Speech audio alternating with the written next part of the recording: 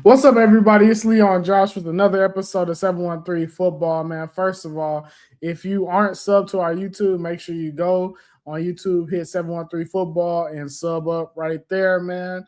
If if you want to support the channel, man, join the membership program. We have a lot of things coming for y'all as well. The off season, man.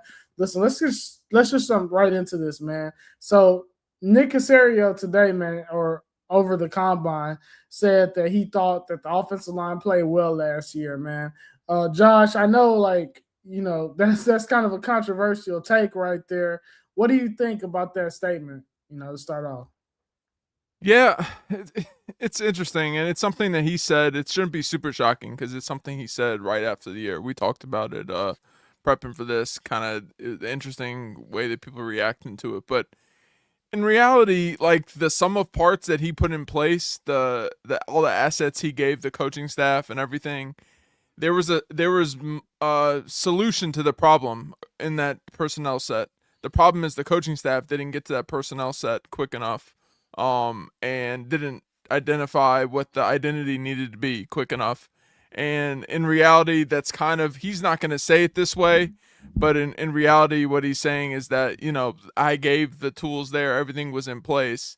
We have to do a better job of identifying. When I'm able to go out and identify and be a high level personnel scout the way he is, like pro personnel, pardon me, like you have to be able to take that and use it. And that's kind of one of his superpowers, is identifying those guys that maybe weren't playing great in other situations and came in. And he said it about Ed Ingram, specifically a guy who I really enjoyed watching and thought would be a good player with a change of scenery. And he specifically came out and said, when they asked him about Ed Ingram, right, like, this is a guy that once he came into our situation, we were able to kind of reset him a little bit, and he played really well in the run game, played good enough in the pass game. And I think there was multiple examples of that last year with other people he brought in, like Trent Brown and stuff. But I mean, that's kind of where the first place that I jumped to when he's saying that. I can understand how it's frustrating because in the end we didn't make any progress, but that's kind of where I come from with that question.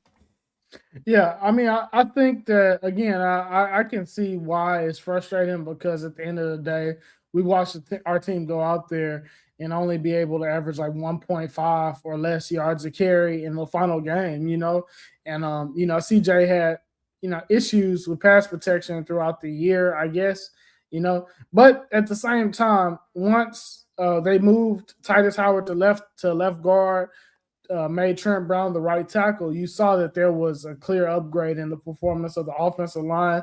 CJ Stroud had 3 games where he didn't get sacked. And, then we came and ran the ball all over the Steelers, man. So I can see like there was a decent amount of improvement. I don't think that you could compare this offensive line to the one last year. I think there was a lot of improvement there, but at the same time, it comes down to winning in the playoffs. And I think that the main reason why this line wasn't good enough to win in the playoffs was because we could not run the football, and that was kind of exacerbated by like how CJ played. Come out and you turn the ball over 4 times in one half, like you know at that point, we wish we would have had a run game to where he wouldn't have had to make that many decisions or this and that or this and that. You know what I mean? But it's water under the dam. Let's talk about the most rational ways to improve it from here. I think that leads perfectly to that. When it comes down to the type of team that we need to be to win with this quarterback, as of what we've seen the last 2 years, you have to be able to run the football. Now the problem with this is, man, I mean, dominant run blocking or great run blocking is it's not really easy to come by. You know what I mean? Especially we're talking about guys that are great in both aspects because you need great pass protection. You also need great ability to run the football. When you look at these lines that kind of have this kind of attitude or this talent level, these lines were built over sometimes more than 4 years. I mean, you look at the Lions, I think Taylor Decker's retired, but you look at some of those guys from the last couple of years, or I can't remember. Maybe I'm thinking Frank Ragnow, but when the Lions were at the height of their performance with Ben Johnson, we're talking about guys on the offensive line like Frank Ragnow, Taylor Decker. You know what I mean? And then the finishing piece, Panay Sewell. You go and you look at the Eagles with Lane Johnson, and then they lucked into Jordan Mailata. You know, we're talking years of assets put into these O lines. So much assets that when a lot of these starters were drafted, they weren't even starting. They were drafting guys with high picks that weren't starting. You know what I mean? So is it even realistic for us to think that that is a something that we can attain in one off season? I mean, to me, let's start there, Josh. Like, is that a realistic thought, or like, is it even possible? You know what I mean? Yeah, I think what we got from this season, and you kind of have to view it kind of it's hard to do, but you have to forget like what we did last year a little bit and say, okay, where are we at right now and what we learned from this year, right? Because last year we were starting completely over. And I think you're right. It's not something where you aim for coming in and creating this world beating unit. Because in reality, like people talk about, okay, we want to be what the Bears did last year, right? And in reality, we weren't that far off from their production in terms of pass protection, their improvement. And Nick Caserio specifically made that point in, I think it was either the combine interview or maybe the interview he did on radio. But I think it's a situation where you have to see, okay, where are we putting assets and where are we and what are we getting in return? And when we see where we're at right now, we have a very clear identified identity of how we build this moving forward and what worked this past year. And now we just have to bring in pieces that are better within that mold, right? We know we have to get big at guard. We know we have to improve at center to be stronger up the middle. We know that we have to find a piece that's a big physical difference maker in the run game at right tackle. These are all things that we are clear with now. We know we have a left tackle moving forward with Ursary. We know that if we need to find someone similar to Ed Ingram on the right side to pair with whoever we pair. Like we have to create a unit that on the right side is a difference maker in the run game because we're probably gonna have to play Titus at left guard when we're at our best. So there's all these different pieces, but it's a much clearer identity where we're not gonna have to bring in so many pieces. We can be a little more narrow and a little more specific, which is possibly the best case scenario when you have a guy who's so good at identifying talent and being very narrow in what he's looking for, especially on the pro personnel side. Like, has he missed some in the draft? Absolutely. But he's hit really across the board in other places. He's also the guy that did go out and get Ursary last year. So when he was able to clear and find that guy, he has hit on some pieces at the offensive line. But on the pro personnel side, going out and getting Shaq Mason, bringing him in, he was an all-pro or high-level player, but borderline all-pro player that first year before he just fell off the face of the earth because of getting old and being a smaller guard, and then going and get Ed Ingram and going to find Trent Brown for like found money under your seat cushion. Like now you have a very clear perspective. Now you get to kind of really see his approach. And really the cool part is my final thing that I'm curious to your thoughts, but maybe ties into who kind of we look at. But this is a much better market in terms of free agency on the offensive line than what we dealt with last year and the year before. Like in terms of the depth of names and the options of names of guys that we can go out and get and kind of plug pieces in and continuously build up and move forward. Yeah, and when you talk about the pro personnel stuff, man, I mean, listen, Caserio, at the end of the day, Caserio went out and got like 3 or 4 new starters on the offensive line at the end of the day. With Ursary being one, Andrews the center, Ingram, and also Trent Brown or whoever was at the right tackle spot. You know what I mean? Pretty much, or Trent Brown, right? So to me, like at the end of the day, like it did improve. He went out and got 4 starters. Like imagine that. He went out and literally got 4 starters on one unit. That's kind of, I feel like that's something that doesn't really happen that much. It also puts a lot of stress on him to do this. I mean, do we wish that Kenyon Green hit? Of course. Do we wish that Drew Scruggs was a better player right now? Would it make things a lot easier? Yeah. But at the same time, like Josh is saying, he has really shown that when given a clear vision, he can. And I'll talk a little bit about this. Also, when you think about us leaning more into the New England style of offense, man, You're talking about a guy that has 20, 30 years experience with that system. So I think that's another good point is that I think that it after seeing how the offense played, seeing what they're teaching, what they taught our offensive linemen, what they're looking for, I wouldn't be surprised if he's able to end up finding another, Shaq Mason type guy, good Shaq Mason, type guy, good Trent Brown type guy, to kind of replenish the offensive line. And specifically for this team.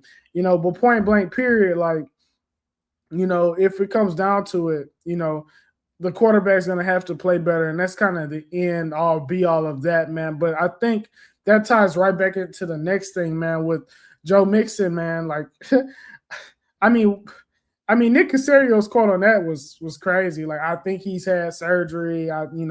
And we'll make a decision when the time comes. Josh, let's just straight up ask the question: like, is Joe Mixon going to be a Texan next year? Yeah, I don't think so. I believe even Aaron Wilson came out and reported something that they were gonna kind of move off of him and kind of move forward. I think they're probably waiting to kind of wait till they get that other guy in the building, or maybe kind of just finessing something cap wise or something or other. It's really disappointing because man, like the highs were so good, and the thought of having him last year, like I joked about it last week with Braddock coming on that, and we've talked about it too, like, and I think even Robert Lamb mentioned him. We had him 2 weeks or 3 weeks ago. I can't remember how many weeks ago it was, but man, it's really fascinating because it feels like if he was in place and that kind of player was in place this last year, that we would have been able to push through and get to that conference championship game. And then playing against Denver, like it's very hard to believe that we would have lost to Denver if we had had a legitimate running game where we would have, like you talked about earlier, not putting all that stress on CJ and really kind of to be able to keep from him being his own worst enemy. And I think it's just so clear now with the Mixon thing and moving forward that once again we talk about finding clarity from previous situations, and it's something that we have very clear like vision now that we can't have we can't add another kind of Woody Marks to the situation. We have to add another type of Joe Mixon to the situation, or someone even more explosive like big playability type of player, and that limits your market of like who can you go out and get, but it also clarifies and says, all right, this is we're not there's no kidding anymore. Like no matter how good we build this O line, and we're both in agreement that you're not going to go out there and build an O line good enough for you to just bring in a bunch of different types of guys that are just positive players or running back. You have to get a real difference maker in terms of home run ability. But that's the exciting part is now they can go big game hunting. And the thing that Nick has done previously, he's been able to go big game hunting at certain positions and be very specific and find ways, whether it's a trade like he did with Mixon or different. Like people forget we almost were the ones that signed Saquon when he was out there, right? We missed out on him just because we weren't willing to go up a little bit higher on the price. But that's the exciting part of his evaluation skills. Now the very, very clear vision and moving forward, like how do we build around that, and how do we put CJ in situations where he's never in a place where he can go out and throw 4 picks in a game again in the Yeah, playoffs. yeah. So I agree. I think that the bulk of the investment, like, yeah, we can't go out there and just think we're gonna get away with a middle of the pack running back. You know what I mean? Especially with this O line. With the kind of running back we need to be, run game we need to be sustainable in the playoffs. Because, like I said in previous weeks, man, this team is not about the Texans are no longer about, let's make it to the playoffs and let's win a game. That's kind of those days are really like long gone. We have to win in the second round. We have to make an AFC title appearance. We have to, make a be a legit Super Bowl contender team, and we have to be balanced to do that. And I think that the only way that you can achieve that is through the run game. And yeah, man. So let's talk about it, man. I know you've been looking at free agents, and like I know that there's talk about us getting Kenneth Walker or attempting to get Kenneth Walker. Does that move make the most sense to you? Like, what? How many? How would you feel if we were able to get that done and have Kenneth Walker on the Texans? And it would be really fascinating because in some ways he's the perfect complement to what Woody Marks does, because Woody Marks does a lot of the things that Charbonnet did in Seattle. But in other way, I'm a little nervous because of how good that offensive line was in Seattle last year. So its question is, are you paying for a guy at the top of the market where he's at his very best and he's never going to be that good again? Or is there enough there that you're trusting in your scheme and you're trusting in what's around him, and you feel like you can not ask him to come in and carry too much on his back, which I think we are in a situation where you can do that with having Jawar Jordan as the third back, who's shown some promise, Woody Marks, who's shown a ton of promise, and I think we haven't even started scratching the ability to use him as a game changer.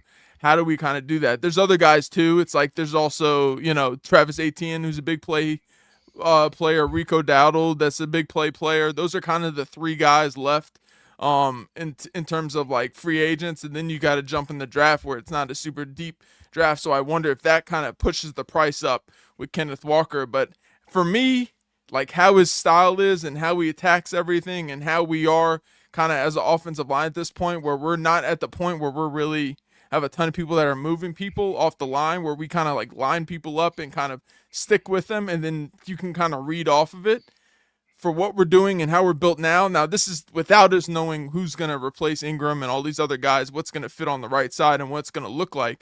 So it may shift a little bit more, but I think Walker fits in what we have right now. It also fits the vision of what we could and probably not should, but have the ability to move forward with Woody Marks as a running back too. So I think they're a great complement as long as the price doesn't get crazy. But I think you do have that ability at this point, because CJ Stroud is still on that rookie contract, that you can go out and pay big for a running back, especially with how young Kenneth Walker is. Yeah, Kenneth Walker is a guy that, if you watch the Super Bowl, you saw him really making people miss in tight areas. You know what I mean? So, I mean, that's the skill that he's going to probably need with us. I mean, that's something that Joe Mixon did so well, because a lot of those runs that he had that one year, man, they weren't blocked the best. Sometimes it was a lot of murky situations, man. He found a way to get it done. Another thing that you didn't hit on, bro, is just the amount of downs that he played last year. I mean, I had Kenneth Walker on my fantasy team, and obviously this isn't a fantasy show, but I had him on my fantasy team. I'm thinking that he's going to just go insane with Clint Kubiak as his OC, and I think he's going to get a lot of touches, and he doesn't. You know what I mean? Until the end, when Zach Charbonnet gets to carry, he gets tears his ACL or whatever, right? Has Kenneth Walker proven that he can really carry the ball as many times as it's going to take to make him really earn that cap hit that he's going to take, gonna hold on to? And honestly, I mean, I don't know, man. Josh, what do you think about that? Do you think he can physically hold up to being that kind of a back, not just for a few games, because we all know that he's good enough to do that, but can he be the guy, that the offense leans on for the whole season? Yeah, it's interesting. I'm pulling up his stats right now to kind of look at. I mean, for me, that run he had in the playoffs and everything really reminded me of that Leonard Fournette year, where he came in with Brady and he was able to kind of just lean into him because they didn't use a ton of him in the regular season. He was fresh legs. I think that's the reason that I'm okay giving him a lot of money. It was definitely his best. It was looking at his best yards per attempt since his rookie year, where he had 4.6. He had 4.6 that year. The previous 2 years were 3.7, 4.1. But it was a completely different scheme with Kubiak, and like you said, we thought it may be even more. But I think they kept that long vision and moving forward with it and everything. So, yeah, I think because you have Woody Marks in place there, like if you were asking me to come in and give him, like you said, 20, 30, like 35 touches between passing game, run game, because he's not great as a receiver, but you can still use him in the swing game in design ways. You can use him in the screen game in design ways. You can kind of use him in a similar way that the vision was, I think, in terms of Nick Chubb this past year, what they kind of wanted to do with him, even though he showed quickly that he just didn't have it really in his legs anymore. Like, I think you can use it in that kind of way as like the baseline starting off, and you can build off of that and kind of build and kind of really have that two-headed monster. And because of that, I think you can do that and be okay with spending that kind of surplus on him, because he just doesn't have a ton of years on his body yet. And because he's got all these missed tackles like built into him. You're kind of getting a younger version of Mixon the way when he came over, where he doesn't have as many. There's like 2 or 3 less years than what Mixon had before he came over. But it's a similar kind of runner. The only difference and the reason that he's worth it to me is that you have that home run ability. And you have that guy who bounces off a tackle here, bounce off tackle here, and he's able to get back up to full speed much quicker, and not you don't really have to have another wind up to where you can kind of build back up the speed. So for me, like I understand the concern of all that, and I think there's ways you're gonna have to scheme around it. But I think like if the price is right and the price doesn't get crazy, which it may because of the way the running back market is on the free agency. I mean, in terms of not free agency, well, partially free agency with Breece Hall being off the market and Javonte Williams and all that, but in terms of the draft as well, I could see the numbers getting kind of crazy. But I think we're at a point in what we saw with CJ where there's that urgency and that desperation where we kind of have to go into this draft and not be saying, you know what, we have to get a running back in the draft to fix this hole. There has to be a solution for agency. Now, a other question for me, a thing I wanted to ask you about is this: say they go out and get a Kenneth Walker or ATN or someone, and this is the thing that's been bouncing around in my head. Would you be comfortable going out and then still using a second or third round pick on another running back and kind of building off of that? Or is there maybe a vision where you go out and you pay a J.K. Dobbins something out the mark, or Rico Dowell out there, and you maybe like it's an in-between move where you get that stability and you get a guy that has that homer ability when he's healthy, and you can kind of say we're not going to use you so much that your body's going to break down, and we're going to go and get that true group and three-headed, four-headed monster setup at the running back position. Is that something you would be interested in? Well, yeah, man. I think because it's not like Kenneth Walker is like Derrick Henry, where he's like a walking tank, or even like a Joe Mixon. I mean, Joe Mixon. I mean, if it wasn't for that freak ankle injury that he had that year, I mean, I can't remember the last time he's been hurt. I think that it's safe to do that anyway, with how much like we probably will end up relying on the run game, and how much of a difference it could have made in a few games that we did lose, really in the past 2 years specifically. Hell, I mean, even the past 3 since CJ Stroud was drafted, right? I think that, you want to give yourself insurance, and I think that yeah, man, when we talk about these guys that need everyone that we're talking about, right, is a guy that kind of needs help in some ways, and particularly when we talk about durability and touches. You brought up Travis Etienne, you brought up Kenneth Walker. These are 2 guys that have had injury concerns, at points. So I think it would be smart to really kind of almost give yourself like an insurance if one of those guys gets hurt, because you have to invest that much in the position anyway. It's like if that guy gets hurt, I mean, are you going to sit here and just be like, okay, well, that was our ticket to the Super Bowl, was that one running back. He's hurt now, and now we don't even have a chance, to run the football, So I 100% agree that, or I don't know if you agree with that, but I 100% think that if you're going to make an investment in the running back position, you might as well go full blown, just all the way out there, man, and just really just make it one of the best in the league, And that's even, hell, I mean, who's to say that? I know this is like probably not going to happen at all, but who's to say that even if Love falls a little bit and you sign one of those top 3 guys, like, Yeah.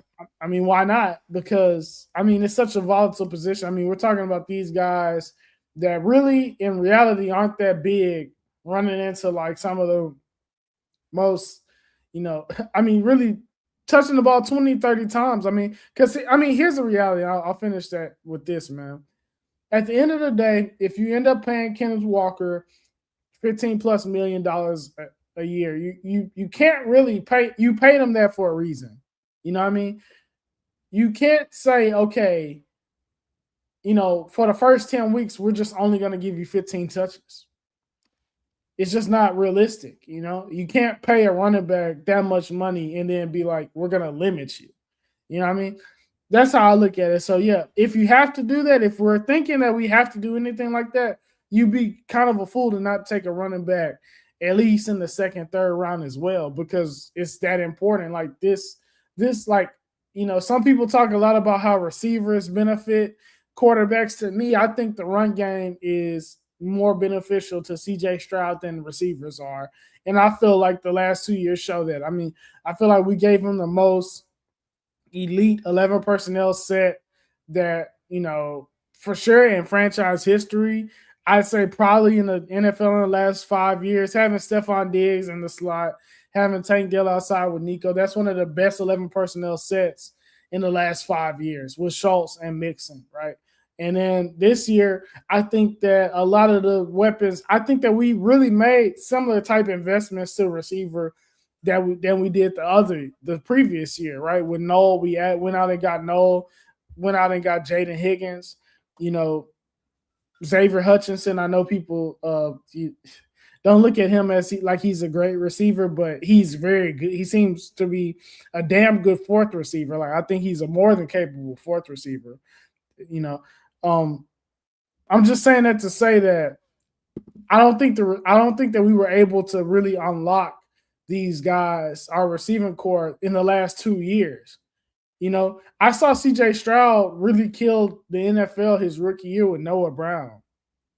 You know, he went out there and won games without Tank, without Nico Collins, with Noah Brown, when teams were stacking the box, when teams were having to play the run, when teams were playing a lot of single high against us. He went out and shredded them. So to me, it's less about the weapons. Like obviously, you need to have a certain caliber of weapon that can win one-on-one outside or just win one-on-one in general, right?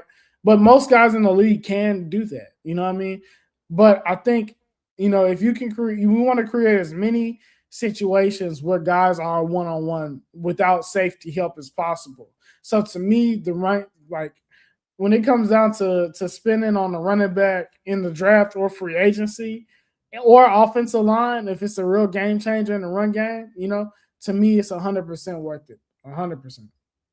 Yeah, and I think it just I 100% agree, and I think it comes back to learning from your mistakes of previous years, right? Like coming into this past year, we did invest. We had two guys in terms of Woody Marks that we liked, and we went and got Nick Chubb, right?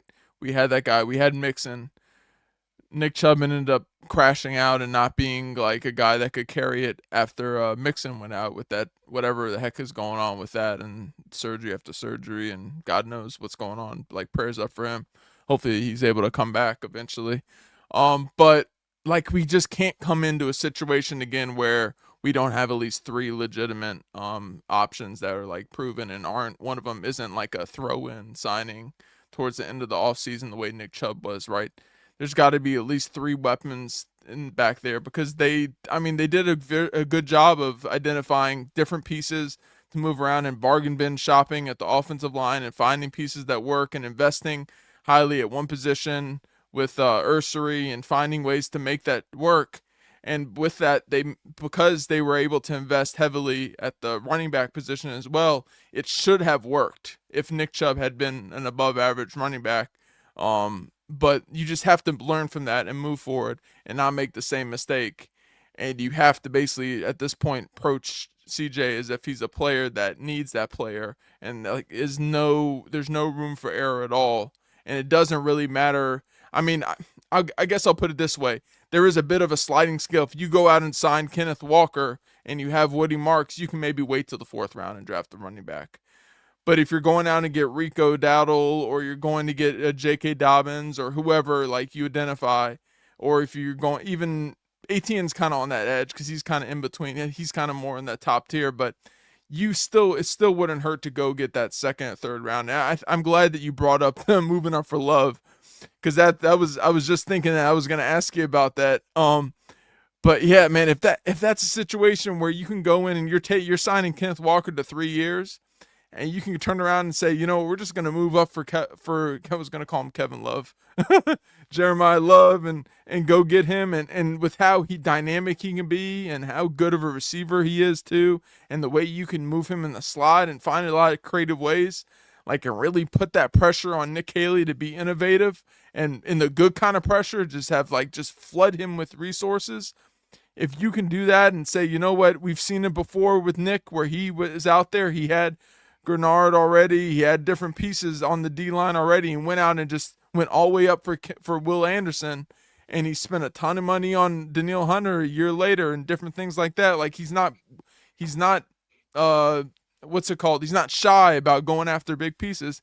I would 100% be on board of just identifying a player, and even if that means like if they have a great value, I think a guy who's probably not going to get out of the first. The more and more I watch his stuff, because I haven't, the more I get deeper, I think Jadarian Price is probably the more and more I watch him, like someone's going to fall in love with that skill set and say, you know what, we're going to get something, especially with how this class is.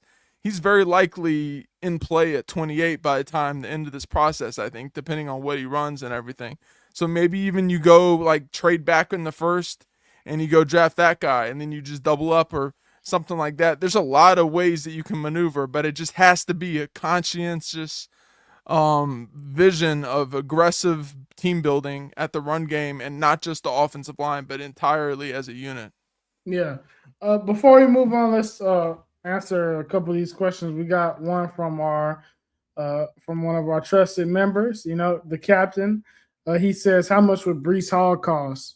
Is Brees Hall? I think they retained him, right? The Jets. Yeah, they basically said like either we're Was gonna it? sign him Yeah. or we're gonna franchise tag him. Oh yeah, right, Yeah, right, right. yeah, So yeah. yeah, it sounds like he's not going anywhere. So yeah, I mean, there you go. So Mr. Robot Voltron says they need a great running game. They cannot have anything close to last year's running back room. It's got to improve by a large margin. Yeah, 100% agree. I think we need a legitimate lead back. That's what this whole show is about, pretty much. But man, let's move on to the defensive needs, man. And as I was writing these notes, I kind of just really realized like we kind of needed a player on each level. You know, I mean, the safety spot. I mean, at this point, Petrie has missed as great of a player as he is. I think everybody loves Jalen Petrie on the Texans. He's missed a couple games the last couple years. You know, I mean, last year he had a season injury. This year he had a concussion, missed games. And I mean, on top of that, he's a slot. He's playing in a slot. And so he's not like a conventional safety. You know, basically we play three safeties essentially every single play. So I know like corner is a legit probably like, we can say DB, but I think probably safety is probably the I don't know, really, really damn near you could say we need two. Say we need a corner, you can say we need a safety. But I think that we do need a legit player on each level, man. Josh, let's just kick it off with there. What are you thinking about the defensive needs? Is that how you feeling? Or Yeah, I think it all comes back to like it's once again like this is kind of like the theme. I feel like I'm doing the same song and dance over and over again, but like for me, it's the same thing we've talked about, learning about from what we did last year and taking it forward again. In terms of defensive line, we've got to add another piece there. There has to be someone else that's coming in as an impact player because it's got to be a situation where like you can't say we're going to expect those two edges to play 17 games and just carry us like they did. So there has to be one. There's got to be a defensive line piece somewhere. Like probably most likely we would love for it to be defensive tackle, but man, if that value comes out there and slaps you in the face with the edge guy, that you feel like you can have a 3-man rotation and really find some creative rush packages and get guys into third and long, and we go out there with 3 defensive ends and we line up Will Anderson standing over the center on a play or Danielle Hunter, some creative stuff, or we get a bigger guy like a Keldrick Falk or different things, or Azania, one of these interesting edges. Such a deep class and a dense class in that like late first, second round. I think you could go D-line easy. Linebacker, I think the vision and the clear thing that we have to find out and add to this thing is truly find a guy and put a guy in the pipeline that we can not be completely terrified if Aziz is injured at any point. A guy that we feel like can come in and get some snaps at Mike, that has that athletic ability to range left to right. Like there was an old, I think it was Buddy Ryan that said this, like your defense is only as fast as your middle linebacker and as athletic as your middle linebacker. And Aziz is great, but like after that, it's such a fall off when then you move to like Henry To'oTo'o having to slide over and play that Mike, who's not the same kind of athlete. and we're just rotating guys in like EJ Speed who are good athletes, but they're all kind of replaceable guys. There has to be an investment in a building block. We've done it with Jamal Hill. We tried it with Christian Harris. Those are both good players, but none of them is kind of hit as that next guy. There has to be that investment. And this is a class where you can get that guy in the mid rounds. There's a ton of those guys. And then safety spot, like I don't really, you guys know, like we can't have a Kavon Wallace number 2 safety out there. We can't be hoping for the ghost of Jimmy Ward to be out there and playing, because that, like a guy like that, or we go in Chauncey Gardner-Johnson, we have to continuously add at the safety position. When this is another, I mean, I probably sound like a broken record, right? Go and get a one of these safeties that is an absolute stock loaded class in that middle. When those 2 second-round picks or a third-round pick, there's tons of safeties, and we'll do a pod later where we get through all of our favorite guys and stuff. But there's chock full of those guys. And you're right about corner too. Like, we're too deep right now, and we got Jalen Smith as a draft pick that we like too as a third guy. But man, it would not hurt if one of these guys just was beating down our door and we had to go draft them because the value was so good. And maybe, just maybe, they had that ability to play inside as well because they're good tacklers, or they can allow like Kamar Lassiter, who has that flexibility to play inside. Like, you can never have too many corners. There's never been a team that has said they've had too many corners. But in reality, as good as this defense has been, you can literally add a player at every single damn spot, and I wouldn't be mad about it, other than maybe free safety with Kalen Bullock back there. But even that, like, if he goes down, like, who do we slide back there? Like, we don't want Miles Bryant playing a ton of snaps. I mean, he's and D'Amico has also played him in the box in some ways as well, so it could give us a little bit more flexibility, to move him around too. I think you can, like, as long as that free safety just is someone that like is willing to tackle and get his nose dirty on some downs, because if he ends up starting, he's gonna have to, so especially that guy has some man coverage skills. But yeah, so I agree.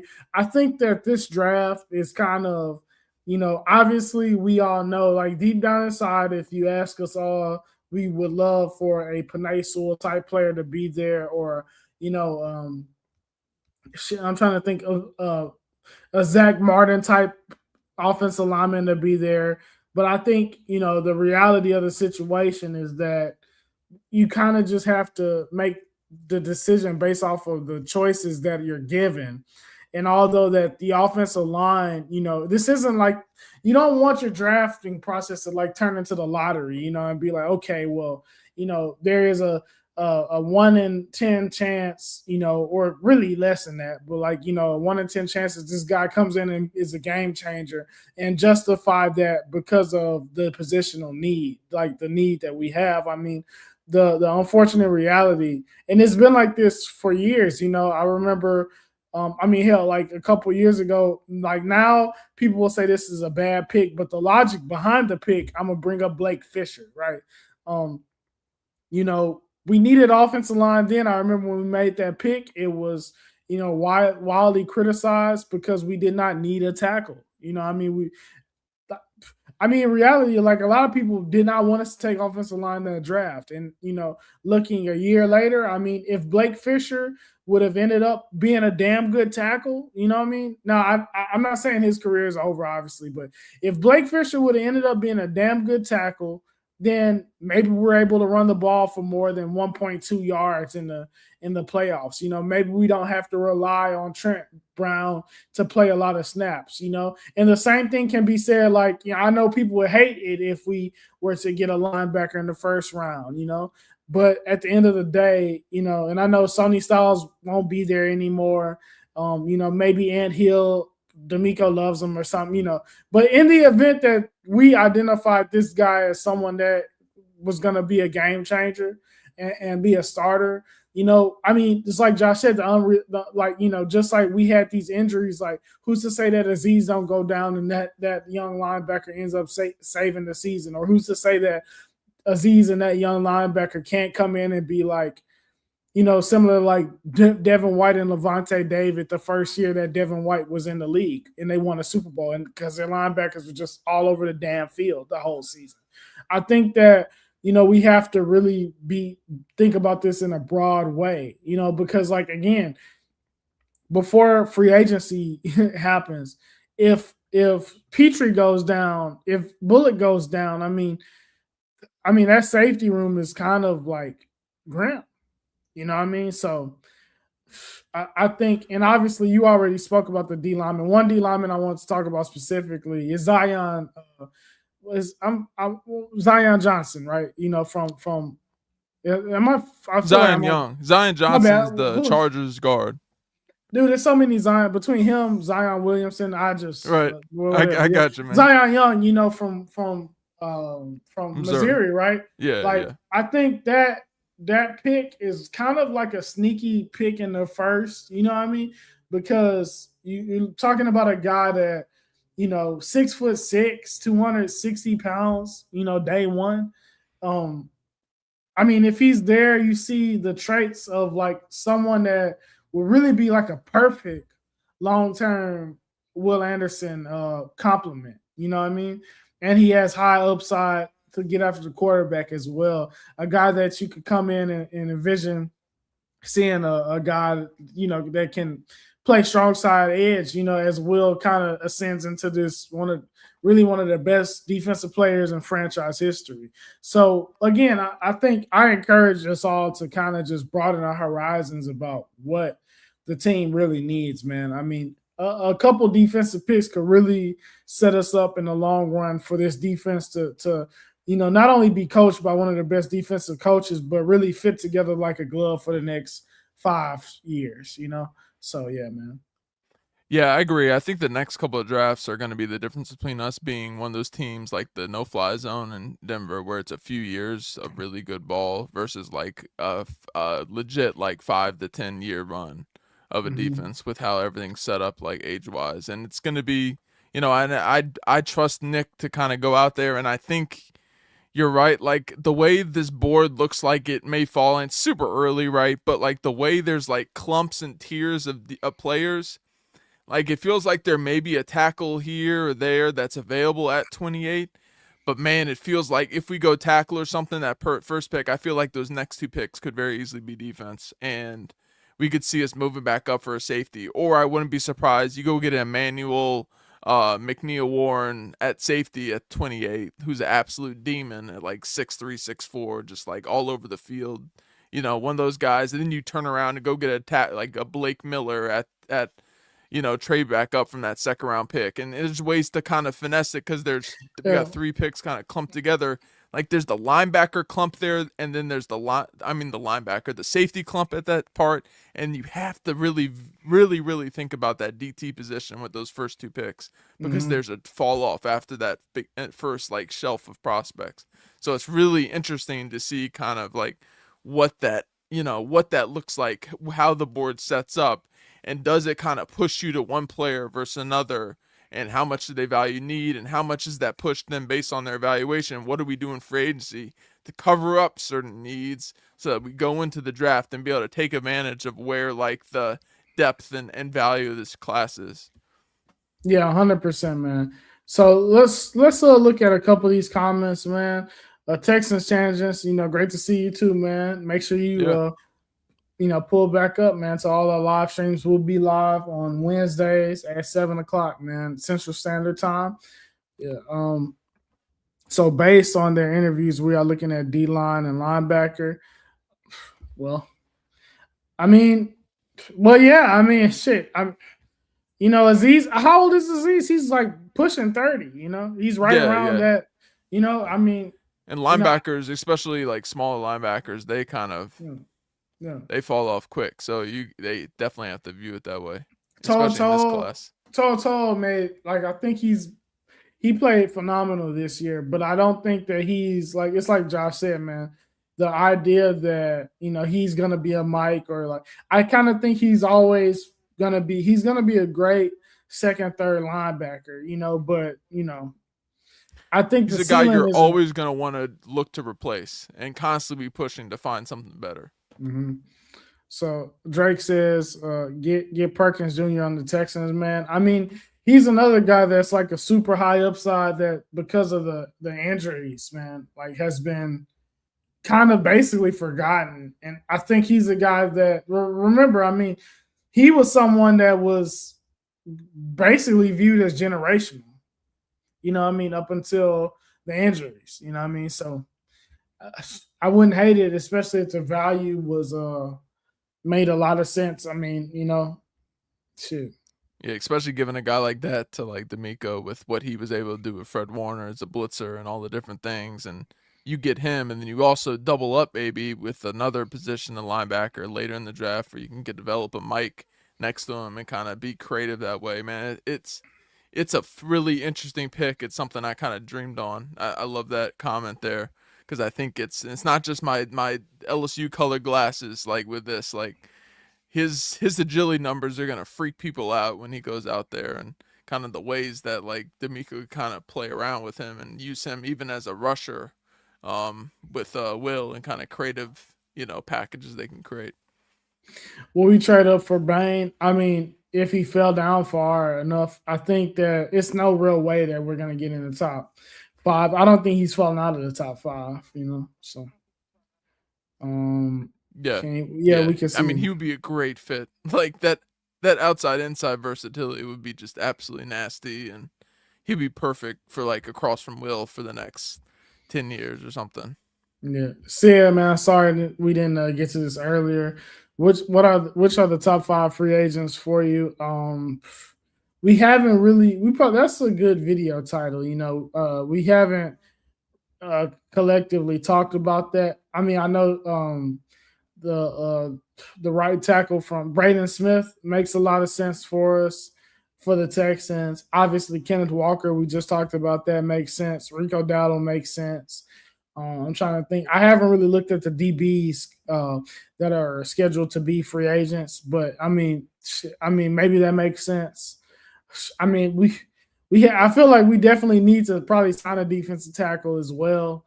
So with me, man, how I look at free agency is so many like moving parts. I'm not gonna even really look at those lists until it's all said and done, man. You know what I mean? I haven't even really like obviously we know that we have an idea of who's gonna be available, but man, I mean, shit, it's still early in the process, Yeah, to it's hard. Yeah, it's hard to dream on guys when there's gonna be so many of these franchise tags thrown around, especially a running back and yeah, stuff. Which is why I didn't get too excited about Brees Hall because I had a feeling, yeah. but man, one name to look out, and this is something I think you kind of excite you, Leo, that might be kind of right up the alley of what the Texans like to do in terms of getting good value for a guy that's kind of coming on in a lower value and kind of where he's coming out of. But Elton Jenkins at center might be something that's fascinating, like bringing him in and plugging him in at center and having that bigger center option. And I know you kind of view that as like something that'd be really interesting in terms of a clear upgrade over where Andrews was, like getting him out of Green Bay, kind of getting him in a different situation, playing maybe in a dome will help him. Who knows? Like we'll see. But he's played really good ball at times, and maybe a change of scenery is something that, depending on, I know Nick will do a good job. That's one name to kind of look out for. I'm trying to think of other free agents. Like there's a ton of edge rushers out there. Like if we decide that we can improve off of Derek Barnett, there's a ton of options out there. Like if we wanted to get real crazy with it, there's a lot of options. We'll make a video on it if you guys want to look at lists of guys there. I think there's a couple of guys coming from Seattle that are available. I think Kobe Bryant is available. Not that Kobe Bryant, but that's probably the oldest joke now. It's like tired of Yeah. shit. But yeah, I mean, we'll do a video on that. But there's, I think, so many of these spots where we necessarily could go on the defensive side just make more sense to really kind of maybe get a couple bottom level like swings on guys like we usually do, and then you just go in the draft and make sure you grab because there's just such a depth kind of up the middle on defense, and then at the interior offensive line position, there's so many different guys that you can kind of swing on. Yeah, 100%, man. All right, so last comment. Uh, Rob says Dylan Thieneman. I guess that's how you say his name. I haven't heard anyone pronounce his name yet. Is my draft crush a true blue chip prospect? No flaws to his game. Big fast, hit, big fast, hits hard.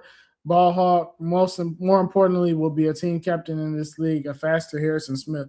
I mean, I haven't really watched that much tape of Dylan yet, but I mean, if you're telling me he's a faster Harrison Smith, then that sounds like a Hall of Famer to me. So, hey, It's always funny when we always compare. It's not I'm not calling Rob out, but that everyone we always compare white guys to white guys. I love that. We yeah, gotta.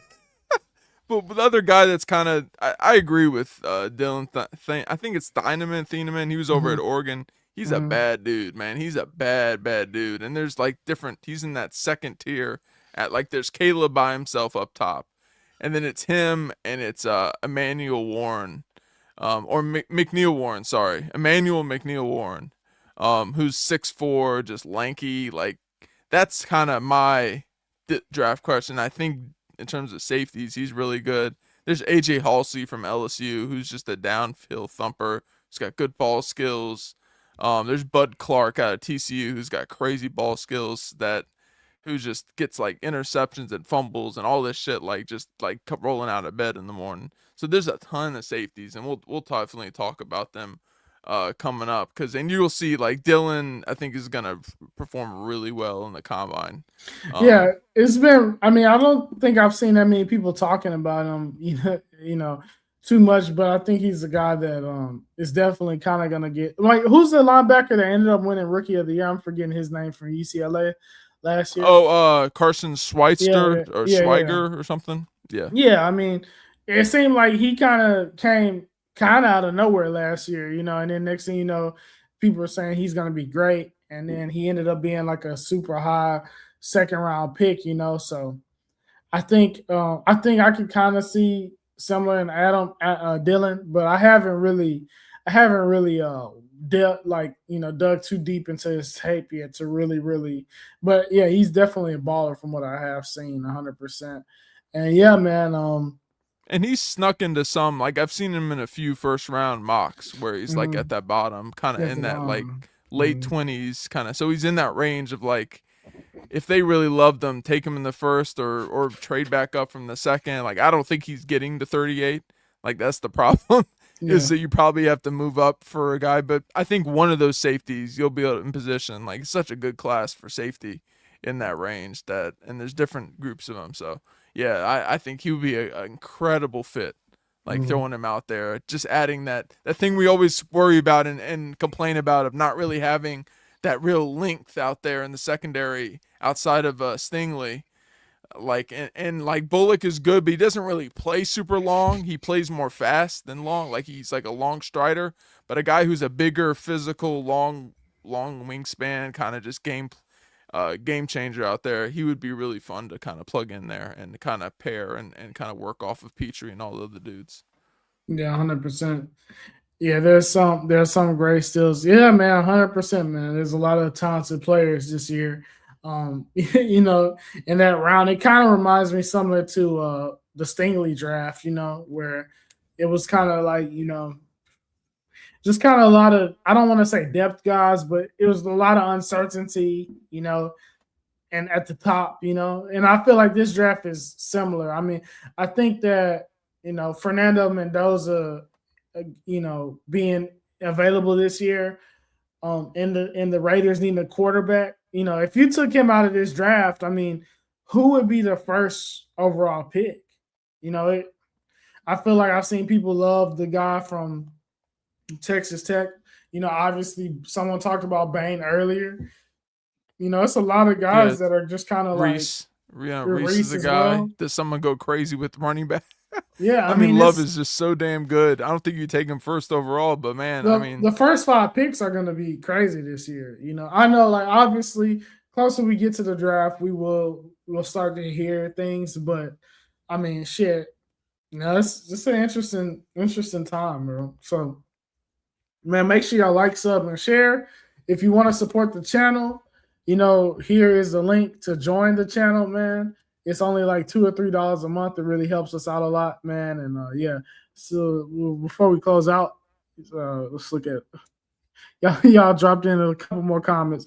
The way the media are speaking about Bane, McShay, for example, he may fall a bit. I mean, Yeah, he is. He personally has. He is Bailey ahead of Bane, but I still don't. I mean, I don't think Bane falls past like 15 or Tennessee. something. Oh, Yeah, I don't see him falling out of the yeah. top Like that's five. the absolute. Yeah, Yeah, like yeah.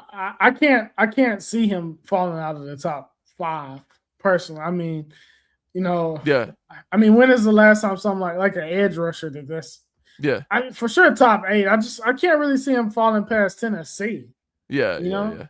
Yeah, I doubt he does either. I Mm-hmm. mean, I'm saying like absolute. This say like there is some whispers of like character, not character stuff, but just like people around him. Some things that as long as that checks out and the length isn't like shockingly scary. But I mean, dude, if you watch his tape, like his arms are freaking like tree trunks that are just in people's like it's like Mike Tyson out there a little bit, right? Like it's just certain guys that you can get. Some guys are shorter arm. It doesn't really matter. One guy he reminds me of is this is an old kind of older school. I guess not super old school but is a Will Smith back with the Saints. Like and I'm depending on what his length is, just the sawed off shotgun son of a gun. I would love for him on the Texans and he would be perfect. But man, I think it would. I think you're right. I mean, by the time teams like get over the sticker shock of what we said, oh, Will Campbell's gonna drop because of his arms and all this shit, it's going to be a similar thing. Initially, people are going to talk about it because there's no real quarterbacks to talk about in that top of the group, so they're going to fixate on this shit a little bit. But yeah, it's going to be interesting. I mean, are his arms supposed to be shorter than 33 inches? I mean, Yeah, yeah, uh, it's gonna be yeah, interesting. I mean, yeah. Like because I heard like 31 or something, or that's all. yeah, yeah. Uh, They're pretty short. But I mean, Trey Hendrickson's arms they are were, yeah, pretty they were damn pretty, tiny. yeah, They're like 31 or 32 or something yeah. coming out. I mean, his tape. Yeah, Like I was listening to Salah talk about Bane. He said his tape kind of speaks for itself. So I mean, if you're able to kind of get away from the, what you want, like certain archetypes and stuff, mm-hmm. it can work out. I mean, one thing he has going for him is he is strong and he's big. Yeah, So elite in the run game. I've even seen people say that he would be like a really good, 3-4 defensive end, or like a 3 tech or DT as well. So, he's a powerful player. So he has that, he has that going for him. Like, I don't know how we ended up talking about Ruben Bain when I just I can't see that even being realistic to where he ends up on the team at all. But yeah, Yeah. man. He would have to Last, fall out of the top 10, for us to even yeah, have a shot to move up, and that's mhm, hard to, yeah. maybe It's just maybe not. third edge if you're counting Reese as a third edge, as an Mhm, edge. Like you could yeah, see him chopping there, but like how far does that really take you in this class? yeah. So you guys made me go watch on that Arkansas running back. Man, that dude is a steal. Yeah, he's a big 220-pound shit, speedy back, huh? I mean, Yeah, you talk about a guy that has number one running back upside. I think I yeah. mean, that's Is it. it is at Washington, right? Arkansas. Wait, which one? Which one? I mean, there is a Arkansas. running back at Washington. There's one in Arkansas as well. No, no. I mean his name's Washington. I think Oh it's shit. like. Oh, Who are you you thinking about? Well, shit. I mean, well, I guess that brings us to the next point. Well, we weren't even supposed to go this long, but there's a decent amount of running backs that I think would definitely make this team. You Yeah, know, I'm yeah. thinking you're talking about Washington's running back Coleman. Oh yeah, yeah, yeah, Yeah, that's yeah. why. Yeah, that kind of Yeah, thing. yeah. Oh, he's a But bad dude as well. yeah, Yeah, yeah, he's a nasty dude. yeah, man. But no, the running back from Arkansas, bro. Like, I think I'm going blank on his name, but I I think it think, literally is Mike Washington. yeah, I think the that's what it the is. upside is there, man. 100%, bro. Like, Yeah. but yeah, man. All right, y'all. We'll be back for sure next Wednesday. Um, we'll have some content for y'all very soon. We'll do a couple short form videos. And like I said, man, make sure y'all like, sub, and share. If you want to support the channel further than that, uh, there's the link right here to become a member. I think it's $2 to $3, man. It really helps us out a lot. And peace, y'all.